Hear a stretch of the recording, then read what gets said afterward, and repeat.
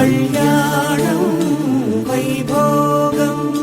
శ్రీ శ్రీనివాసుని కళ్యాణం కళ్యాణం వైభోగం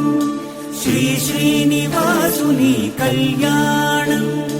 రఘువంశ రామయ్య యదువంశ కృష్ణయ్య దివి నుంచి ఈ భువికి దిగినారుగా మనసుల్ని మురిపిల్చి ప్రేమల్ని గెలిపించు ఈ పెళ్లి వేడుకను తిలకించగా కళ్యాణం వైభోగం శ్రీ శ్రీనివాసుని కళ్యాణం